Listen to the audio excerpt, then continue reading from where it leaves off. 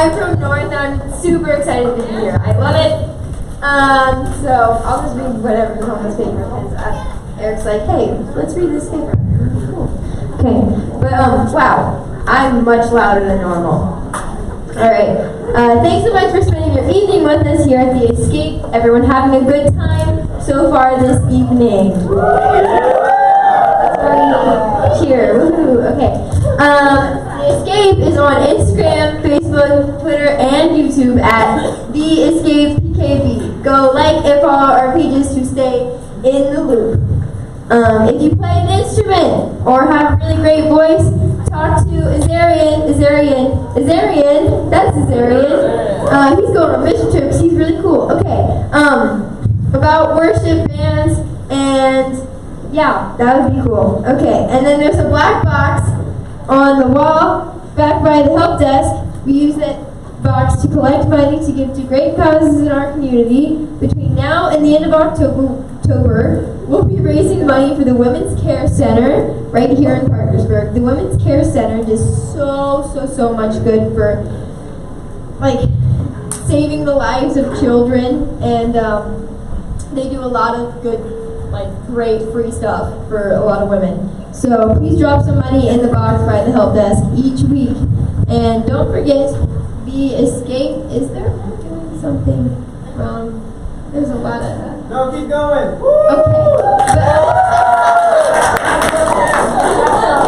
Okay, and don't forget, The Escape opens every Sunday morning at 9:45 a.m. So come here for free donuts and juice and some Jesus, all at the same time. E2 and North, that's me, meets on Sunday mornings, and if it's easier to get there, and that starts at 11. So if you want to sleep in for an extra hour and 35 minutes, come there.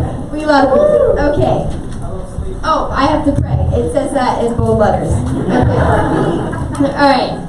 Dear Lord, thank you so much for bringing us all here tonight, just to come here and praise you and just get to know each other better, just to fellowship with each other.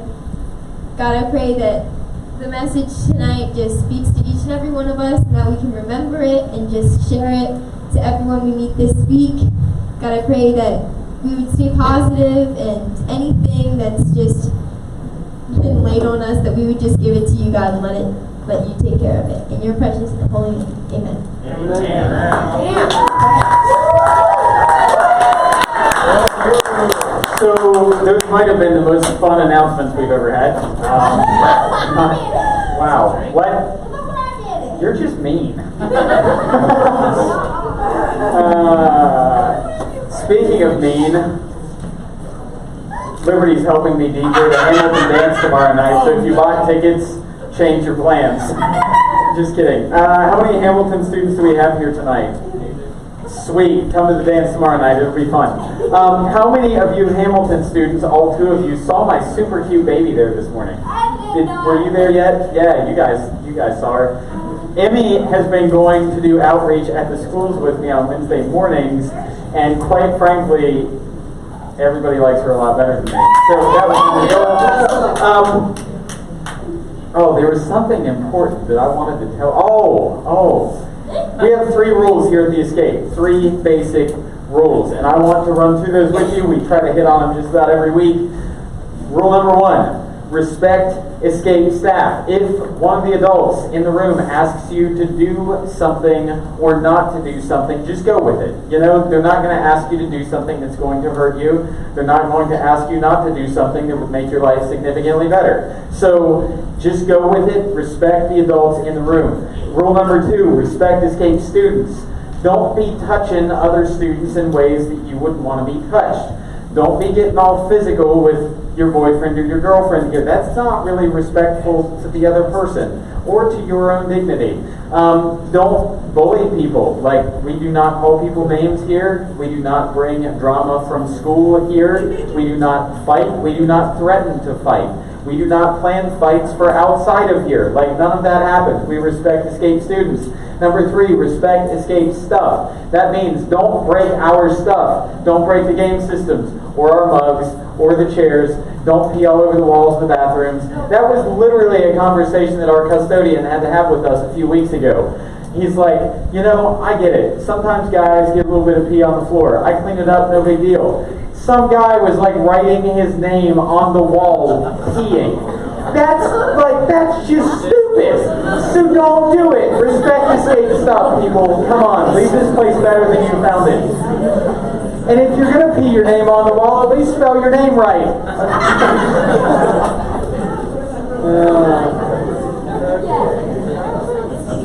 It was me. I was just kidding.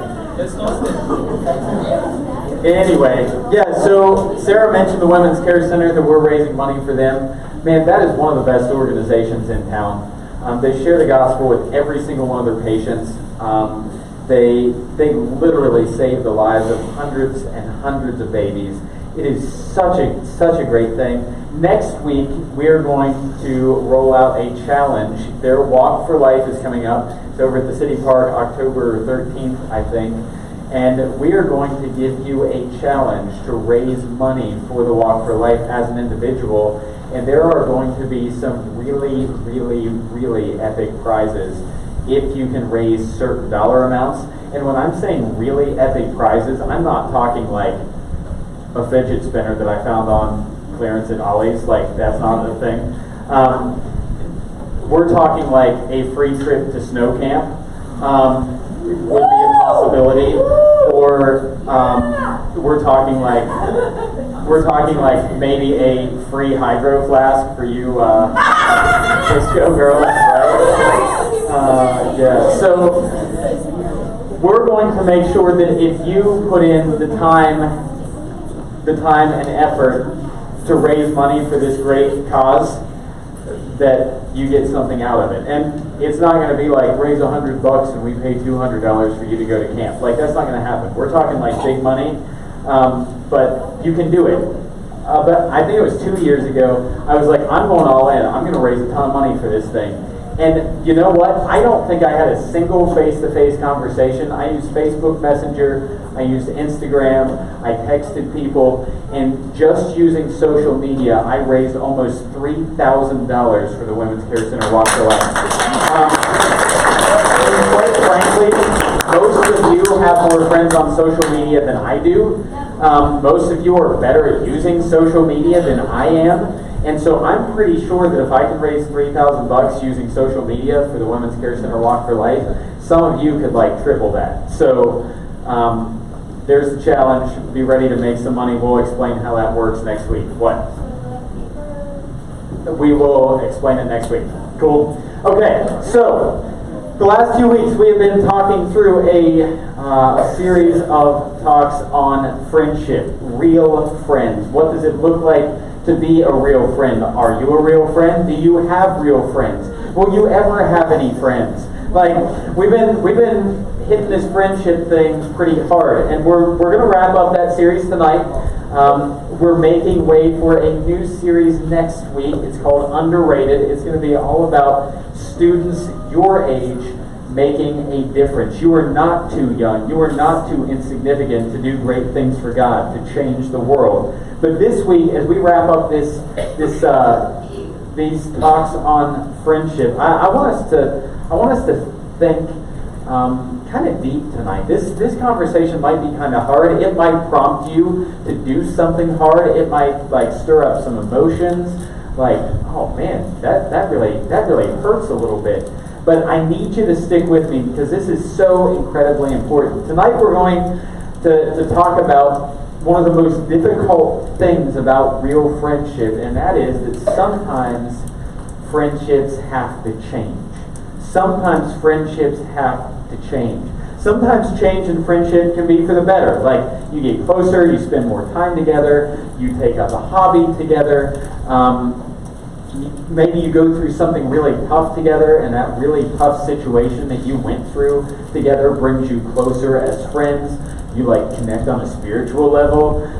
That kind of change is good, right? Like that's the kind of change that you want to see take place in your friendships. But bad news, that's not the kind of change in friendships that we're talking about tonight. Sometimes change in friendship is not for the better. Sometimes it does not bring you closer together. Sometimes it does not strengthen the bond. Sometimes change in friendship is really difficult. Like sometimes friendships end.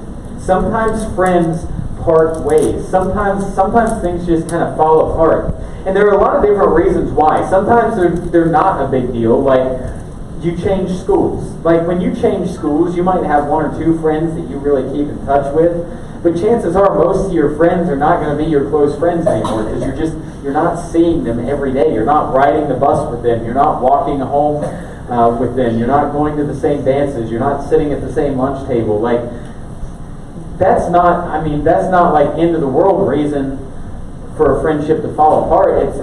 Sure, it's painful leaving your friends at another school, but at the end of the day, nobody really got hurt in the deal. It just kind of happened, you know. Sometimes friendships kind of drift because schedules change, and now you don't see each other as much. Maybe the people you were super close to last year in high school, you're not that close to this year because you don't have any classes together. You don't have lunch together. And it just happens, you know, friendships drift apart.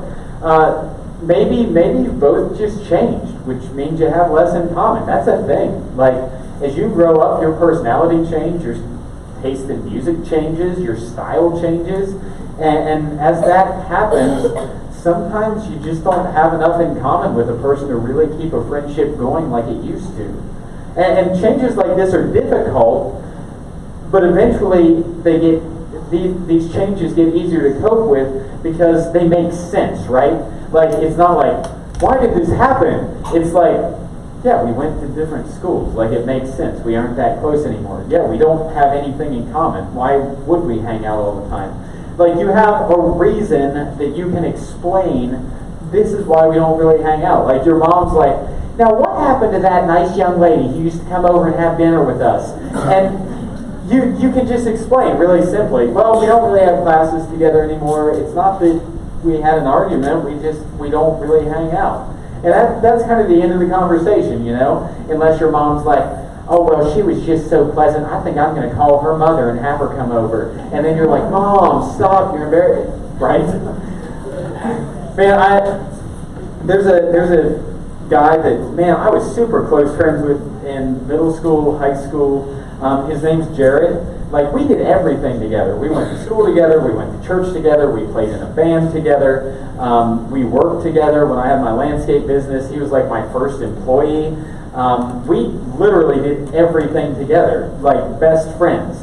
And we're not really that close anymore, not because anything happened, like anything bad happened, but he went out to California to go to college, and I stayed in West Virginia. When he came back, by that point, I was like transitioning from the church that I'd grown up in over to here, and he kept going to the church that I grew up in, and so there was that. And then he had kids, and then I had a kid, and it's like kids take up a lot of time, and he's got a job, and I've got a job, and it's like when we see each other, it's like, hey man, what's up? I miss you, and like that friendship is there, but we're not real close anymore. Not because anything happened. There wasn't any drama. There wasn't a fight. There was just life, and things changed between us. Like, this makes sense, but sometimes the reasons our friendships change aren't as cut and dry. For example, maybe you and a friend had a difference of opinions about each other's behaviors or choices. Like, neither one of you is willing to change, so what happens? Like, the friendship changes instead. Like, you see the way that a friend is acting, you see the choices that they're making, the person that they're choosing to become, and you're like, I don't really see a future in this friendship, and so things just kind of split, and that's hard. Maybe you had a friend hurt you with their words or actions, and you feel like it's something you just can't move on from. The friendship changes, right?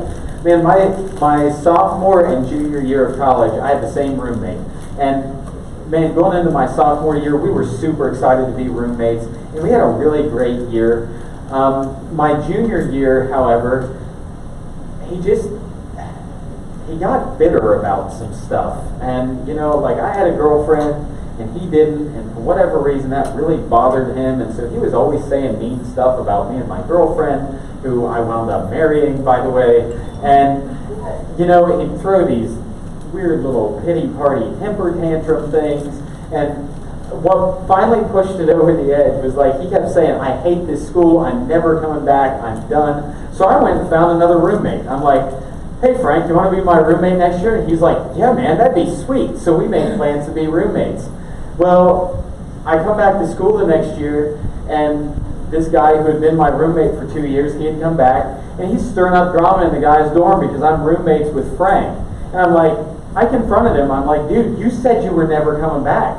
Like, you said you weren't even going to be here. And he wouldn't let it go. It's like, yeah, well, you bailed on me. I had to find a new roommate. This is the worst. This sucks. You suck. And I'm like, no, dude, you suck. I mean, it was just one of those things, like, this friendship's just not really working anymore. And now, there have been a couple times that he's called me up, and he rides motorcycles, I ride a motorcycle. He's like into the idea of remodeling houses, I remodel houses. So he's called me a couple of times, and we've had really great conversations. He's not one of my best friends anymore, though, because it's just like, this attitude thing bothers me. And, maybe you had a friend who started walking a different path, one that you didn't think is good for them or you. Another guy in college, he went to high school with me, he was a couple years ahead of me. He wound up being a freshman at the college that I went to the same year that I was. And the first few weeks of college, you're just trying to figure things out, you're having fun, you're making friends. And I'm spending a lot of time with this dude because he was familiar, right? Like, I'd seen him around school, we came from the same place, we knew the same people, it was convenient. But the more time that I spent with him, the more I realized this guy's not here for Jesus. Like, he's chasing girls, he's sneaking out of the dorms after curfew, he's using some really bad language, he's kind of a pervert. Like, I shouldn't be hanging out with this guy. And so the friendship just ended. It's like, this guy's character has the potential to influence me to be somebody that I don't want to be, and it's going to be better for me just to walk away from this. Like, friendship changes like those aren't easy to take. They aren't fun, because in most cases, the friendship ends. They just end. Like, there's typically not a coming back around. If you have to put a stop to a friendship for a reason like that, a lot of times you don't rekindle it. It's not that it's impossible, it just doesn't usually work that way. Maybe you've experienced it. Maybe you've had to be the one to initiate a change in your friendship. Or on the other hand, maybe you haven't experienced this yet. Maybe you can't imagine any of the friendships in your life right now ever changing. You're like, they're my besties, they're my ride or die, like, we're gonna grow old together, and we're gonna have like sweet motor scooters, and they're like, we're gonna be living in a space station near the moon together in the future. Probably not. Why is everybody making the Visco girl sound when I'm talking about old people? That doesn't make sense. I do not want to see an old lady with big old hair scrunchies and a long t-shirt covering up booty shorts. Like, I don't want to see that. Now you made me think it. Thanks. We can't be friends anymore. It's over. Friendship changed. So wherever you find yourself right now, the reality is that many friendships only last for a season. And you will experience this at some point in your life. You will experience a change in friendships. Having a friendship end is a totally normal thing. And sometimes it's the best thing that we can do for ourselves and our future friendships. So whether you've been friends with someone forever or a short period of time, just know that friendships have the potential to change for the worse or the better. What's important is for us to learn how to deal with friendship changes in a way that's best for everyone. So, how do we do that? Like, how do we navigate friendship changes the right way? What is the right way? Is there a right way? When we find ourselves in a moment where we know a friendship needs to end, and even when we need to end it, like, okay, this friendship is not healthy, this is not a good thing, they're not going to end it because they don't see the problem, I need to end it, So how do we handle it well? That's the question that we're going to try to tackle tonight. Before we do, we're going to sing. As the band comes up, I'm going to pray over this time of worship together. I'm going to pray over what we're going to look at in the Bible in a few minutes. So pray with us, and then we shall sing together. God, I'm thankful for the opportunity to talk about friendship tonight. God, I know I have not always navigated this whole friendship thing well. I know that I have not always started and ended friendships the best way possible, and I pray maybe some of these students could avoid some of the mistakes that I made by hearing what I have to say, what your word has to say tonight. God, help us to be the best friends that we can be. Help us to attract the best friends that we can attract. And God, help us to know when it's time to cut a friendship, because it's not good for us. It's not honoring you. God, I pray as we talk about this stuff tonight that we would be in a place of worship, that what you say we will do. And I pray that maybe that place of worship, that time of worship would start right now as we sing. We pray this in your name. Amen. Let's stand up.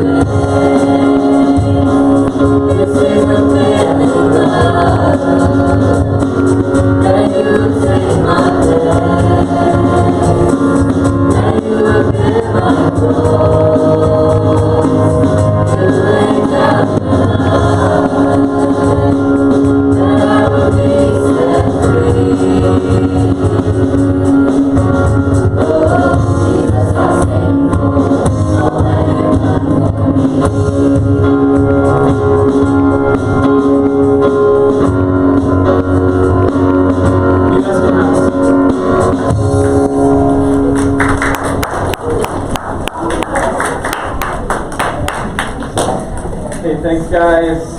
So when we find ourselves in a moment where we know a friendship needs to end, and even when we need to end it, how do we do that? Like, how do we handle it well? Well, we're going to take a look at what the Bible has to say on this topic, and I know the temptation is to think, okay, what could the Bible possibly have to say to me regarding friendship? Like, the Bible is thousands of years old. Things have changed. People have changed. There's no way that this is going to make sense for me here and now in 2019. Like, what could God possibly know about my friendships? I got to tell you, the Bible, man, it's spot on stuff like this. Like, if you will take what we talk about tonight and the principles that we pull out of the Bible and you will put them to practice in your life's going to be better. Like, if you're here tonight and you're like, I'm here, but I'm definitely not a Christian. I definitely don't really believe in God. I'm not sure that I believe the Bible. Regardless of whether you believe in God or not, if you will take the principles that we talk about tonight and you will plug them in your own life, your life is going to be better. Your friendships are going to be better. If a friendship needs to end, it's going to end better if you apply these principles. And that's how a lot of the stuff in the Bible works. Like, whether you believe in Jesus or not, if you'll live according to the Word of God, your life is just going to be better. Now, obviously, here at The Escape, we want you to believe Jesus. And in fact, we say all the time, we've got it plastered on our walls, on all of our outreach stuff. We do what we do because we love you and we want you to know that Jesus does too. Like, our goal is to introduce you to Jesus. But if you're here tonight and you're like, yeah, this whole Jesus thing isn't for me, well, at least hear me out tonight, because I promise that this stuff will help you go further faster in your life if you will just live it out. So here we go. We're going to be focusing in on some verses in the book of Acts tonight. The book of Acts is in the New Testament of the Bible, second half of the Bible. It comes right after the Gospels. So the Gospels are kind of a run-through of Jesus' time here on earth. It talks about Jesus' birth, his life, his death, his burial, his resurrection, and all of the stuff that happened between his birth and his resurrection. The miracles that he performed, all of that good stuff. So Acts comes right after those books. Acts is like, okay, so Jesus has gone back to heaven to be with God. He's told the disciples, hey, I'm going to prep a place for you, and someday I'm going to come back and I'm going to take you there with me. But until then, I need you to go into all the world. I need you to share the gospel. And so that's where the book of Acts picks up. It's like, okay, Jesus is back in heaven. The disciples, his closest friends, his closest followers, have been left with the task of carrying on what Jesus started here on earth. It's kind of like the what now? Like, Jesus is gone, so how's this thing going to play out? And as we read in the book of Acts, a lot of stuff is happening. The gospel, the message of Jesus' death, burial, and resurrection, the fact that Jesus came, lived a perfect life, died to pay the price of our sin, it's going out all over the world. And there are a few main players in the game. One of them is a guy named Paul, known as the Apostle Paul, which basically means that he encountered Jesus personally, like saw Jesus. The Apostle Paul, he's taken the gospel all over the place. And as he's taken the gospel all over the place, he's starting churches. And as he starts churches, he writes letters back to these churches to encourage them, live for Jesus, honor one another, spend time together. He's investing in them, letting them know this is what's important to a relationship and a walk with Jesus. Another one of the main players that we see early on in the New Testament is a guy named Barnabas. Barnabas was a friend of the Apostle Paul, a friend of this guy who's writing a bunch of books that eventually letters that wound up being books in the Bible. They do some traveling together. Barnabas is actually his nickname The nickname was given to him because Barnabas was an encourager, and Barnabas means encourager. Like, apparently, this guy was just a really great guy to have around. You're having a bad day, he's like cheering you up. You're not really sure what to do in life, he's like pointing you in the right direction. You need a balloon animal, he whips one out of his pocket. You know, like, Barnabas is just the guy that you want to have around. And apparently he's got some money too, because when you read part of the New Testament, you find that he's investing in the church financially too. Like, he's helping pay for some of the ministry stuff that's happening in the early church. A third player that we see here in the New Testament as the gospel is going out and churches are being planted is a guy named John Mark. He's a younger guy. If you look into it a little bit, he's actually a cousin to Barnabas, so they're related, right? And so he's doing some traveling with Paul and Barnabas as well. So, and kind of a fun fact, this John Mark guy, he eventually wrote the book of Mark in the Bible, one of the Gospels, kind of recounting what Jesus did during his time on earth. So we've got two guys who wrote books of the Bible, and one guy who was just there encouraging them and cheering them on through the process. And they're a team here in the book of Acts. They're doing a lot of ministry stuff together. But things weren't always easy for this trio, for this group of friends, for this group of ministry partners who were getting the gospel out together. And we're going to look at something that happened in their friendship that had the potential to leave them bitter and get them off track from the mission that they were on. So who wants to read for me? We're going to have two slides. Let's have Phoebe, you read the first one for me, and Wyatt, you read the second one for me. Let's go. Hit it. Oh. Is it the first one or the second one? Did it switch? I think it did.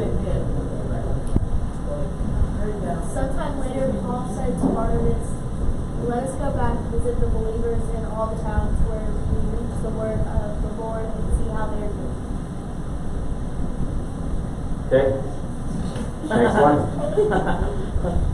Barnabas wanted to take John, also called Mark, with them, but Paul did not think it was wise to take him, because he had just deserting them and Pamphylia. had nothing to leave it. Cool, thanks, man.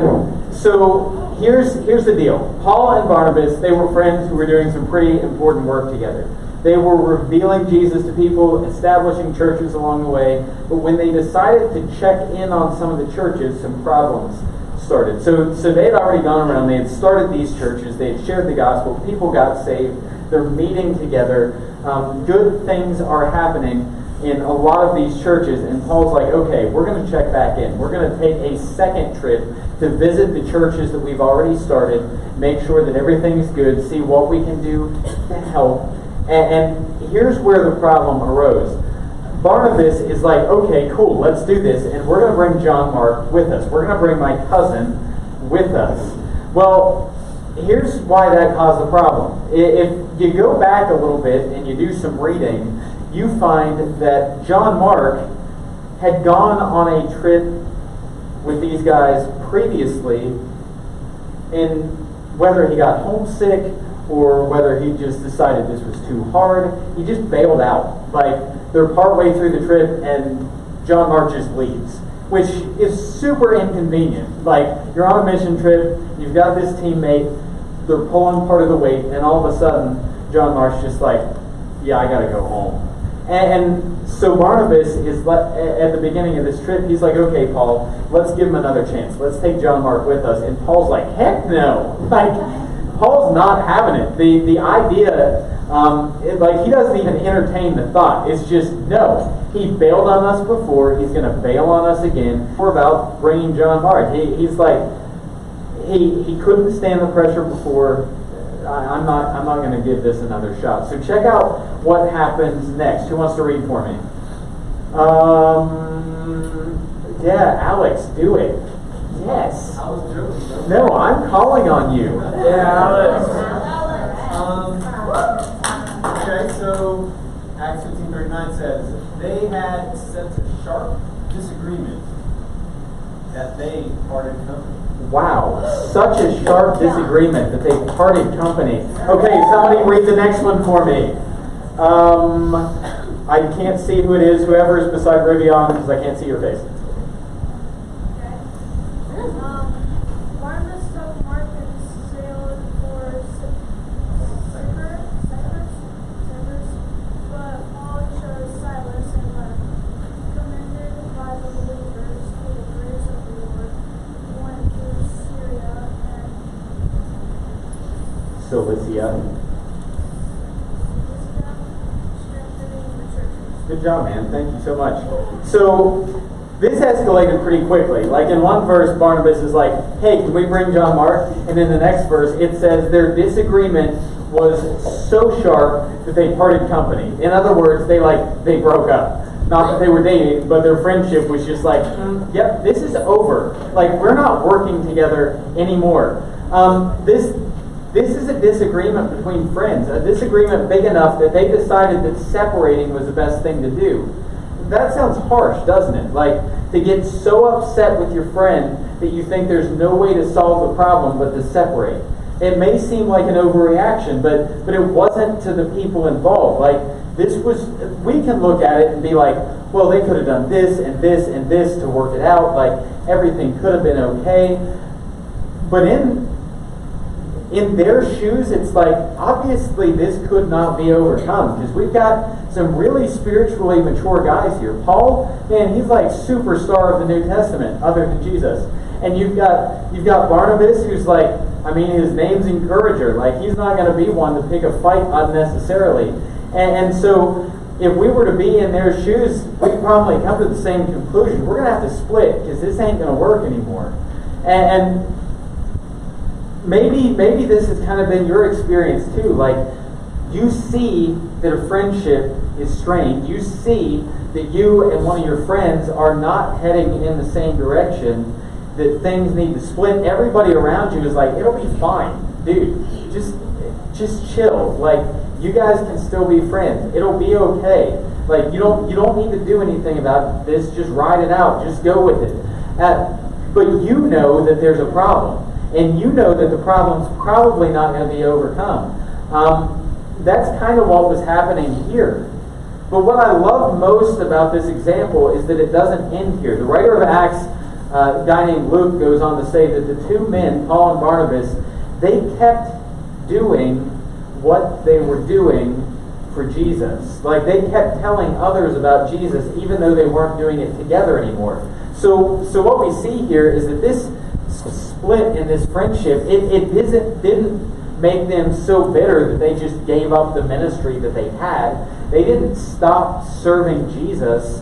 They just went their separate ways and served Jesus away from each other. Sometimes that just needs to happen. Like, they could have let this change in their friendship stop them from doing the work that God had called them to do. It could have been like, okay, I got burned by my best friend, God. I'm done. Like, I'm not doing this anymore. They could have let it impact the work that they felt called to do. They could have stopped talking about Jesus and started trash talking each other. Like, they go on their trips and they're like, so whatever Paul told you on the last trip, forget it, because he's scum. Like, that could have happened, but that's not what the Bible records for us. That's not what happened. Both Paul and Barnabas continued their work of spreading the message of Jesus with new people, leading to a doubling of the efforts. Like, in the moment, at the beginning of this story, it's like, man, that kind of hurts. Like, that probably really messed up what God could have done in these churches. But if you look at the big picture here, it's like, because they split, as inconvenient as that may have been, as sad as it is to think that such close friends in the ministry could wind up going different directions, at the end of the day, it was probably a blessing, because here goes Paul sharing the gospel over here, here goes Barnabas sharing the gospel over here, and they're actually accomplishing more apart than they could have together. And sometimes that's the way that splits in friendships turn out. Sometimes our friends hold us back from doing the most that we could be doing for God. Here's what I think we can learn from Paul and Barnabas. And this is kind of wrapping all of this stuff that I just talked about up really nicely and neatly for you to take home. You can be friendly without being friends. Okay? You can be friendly without being friends. Say it with me. You can be friendly without being friends. Say it again. You can be friendly without being friends. Man, that flies directly in the face of what happens in most middle schools, right? Like, you are either friends or you hate the person, right? Like, and I'm not talking like you hate the person sitting at the other end of the cafeteria table that you've never met. That's not what I'm talking about. But if you were friends and you are not friends anymore, there's typically not this, you're being friendly without being friends. It's, I hate that person. I never want to see that person again. We were never friends to begin with. They're the worst. Like, that's the way that it typically works. I spend a lot of time in the middle schools, and I don't know that I've ever heard somebody say, we used to be friends and we aren't anymore. It's okay. They're a nice person. I'm doing okay. Like, we've both, like, I've never, ever heard that. Normally, it's polar opposite. Like, we're trash talking each other. It's like, if we can't be friends anymore, I'm not being friendly anymore. Like, it's on. You can experience a change in your friendship and still have a positive attitude about the other person. It's possible. You can, like Paul and Barnabas, have a friendship-ending disagreement while still going on with your life in a way that doesn't impact you or the other person for the worse. Like, it's possible. If you've ever faced the end of a friendship, you have the choice to be friendly even if you aren't friends anymore. Like, you can still treat them well when you're in the same place. Like, you aren't friends with this person anymore, but you still have class with them. You can still treat them like a human being, right? You can still treat them kindly. Like, you can speak well of them when their name comes up. If somebody brings up the name of a person that you used to be friends with in a conversation, you don't have to trash talk them. Like, you don't have to do it. You can say nice things about them. You can move forward with your life just like they can move forward with their life. The story of your friendship may end, but neither of your stories has to end. You can move on with integrity. In other words, people, if you handle this the right way, if you move on from a friendship that's ended in the right way, nobody's ever going to be able to say, well, I hope our friendship never ends because they're a backstabber or they'll be talking bad about me. Like, you can end a friendship and keep your integrity. It's possible. That's what Paul and Barnabas showed us.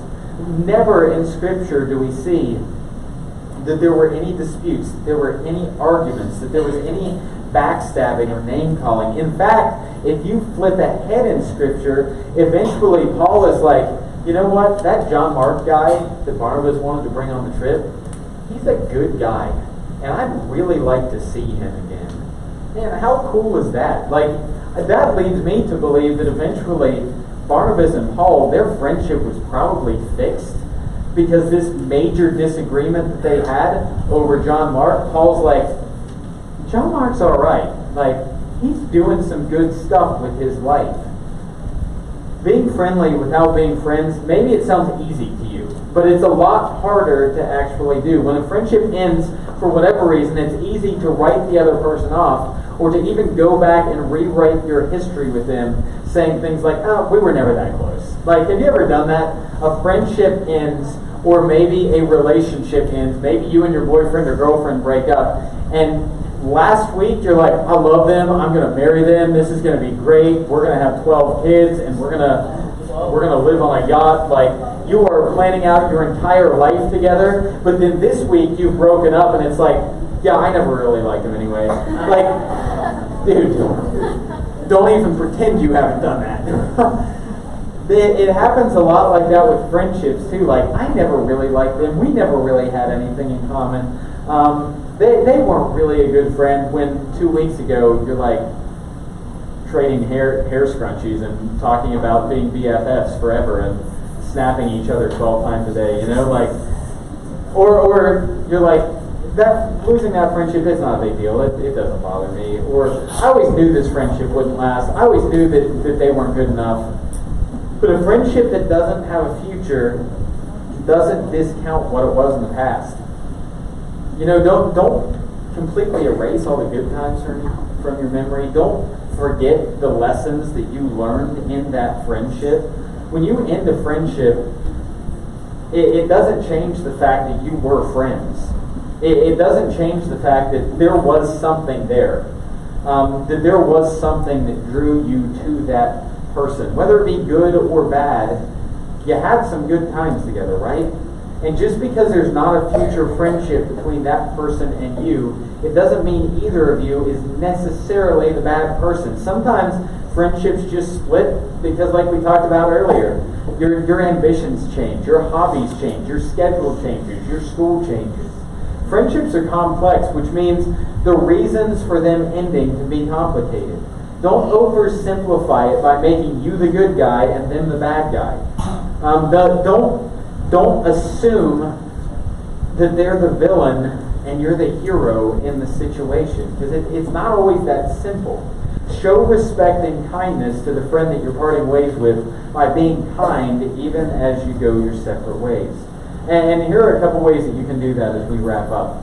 Choose what you think about the other person. The way that we think about people affects the way that we treat them. When friendships are changing or ending, it's easy to think that the other person's the bad guy. Sometimes we tend to assume the worst about people when our relationships with them change. But instead, you can choose to respect them with your thoughts. You can choose to assume the best. Maybe that person isn't out to get you. Maybe they just need a change. Or maybe they're doing what they thought was best, even if you don't understand it. Maybe just because you knew the friendship needed to end, it doesn't mean the other person is a bad person. You know, whatever the case may be, choose to change the way that you think about the other person. It's going to go a long way in affecting the way that you treat them if you choose to think the best of them. And maybe the friendship fell apart because they are a really bad person. They were influencing you to do bad things. They were pressuring you to cave and give in to some really bad peer pressure.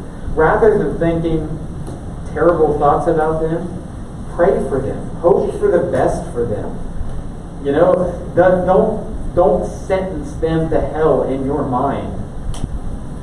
Keep hoping that maybe someday they turn things around. Number 2, choose what you do. Paul said that it's not enough to think what's right. We must also do what's right. So choose to actually do what's right by the other person. Choose to speak well of them, whether they're in the room or not in the room. Choose to show them kindness and respect when you see them. Choose to be the one to take the high road even when it's difficult. This is something that I've really had to learn to do living where I live. There are people in my neighborhood who are not good influences, who I cannot have as friends. But the way that I treat them is the way that I would treat a friend. Like, I'm being friendly to them without being friends with them. I'm not going to spend a lot of time with the people in my neighborhood that I know are doing drugs. Like, that would be a bad idea for me.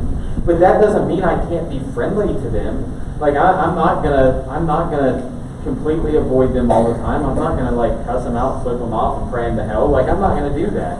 I can be friendly to them without being friends with them. I've chosen to take that path because I want to see something good happen in their life.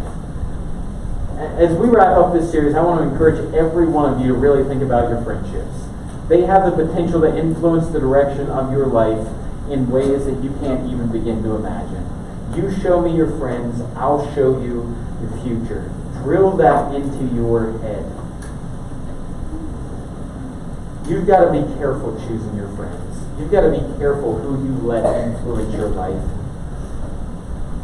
because the direction and quality of your life depends on the people that you choose to give the title of friend.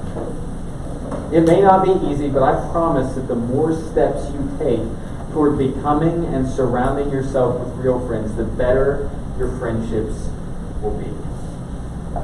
I'm going to pray, we're going to sing a song, and then we're going to go to small groups. God, I'm thankful that your word is practical. I'm thankful that it has stuff to say to us about something that may seem as simple or insignificant as our everyday friendships. God, I'm thankful that you weren't silent on issues like this. God, help us to handle friendships that are falling apart or going different directions the way that Paul and Barnabas did. Help us not to get vicious and angry and rude. God, instead, I pray that we would treat people who we're parting with respect, that we would learn to be friendly even if we aren't friends.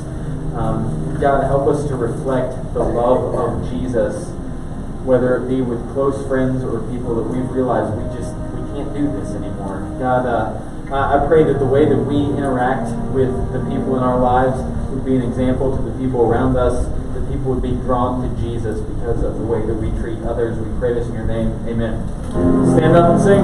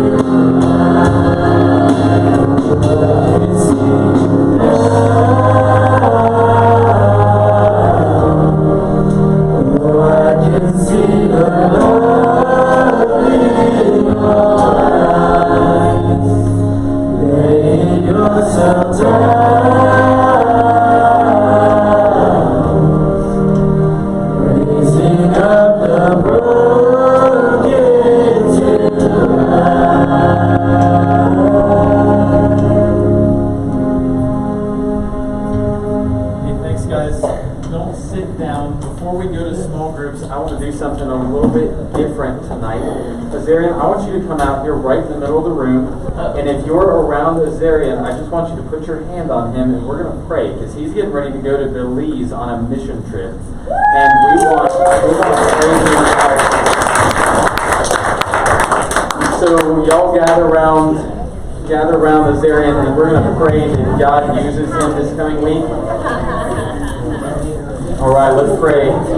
God, I am so thankful for the way that you use Azarian here in Parkersburg, West Virginia, to make an impact for your kingdom. And God, I know that as he heads overseas, that you're going to use him there. I pray that you would use him to ignite a fire in the lives of some of these kids and families that he's going to be working with. I pray that this trip would be a game changer for his walk with you. God, I pray that you would give him everything that he needs to be successful on this trip. I pray that you give him strength. I pray that you give him courage. I pray you give him good health. And God, I pray all of this in your name and to your glory. Amen. Amen. All right, head to your small groups. Please, leaders, let your groups out.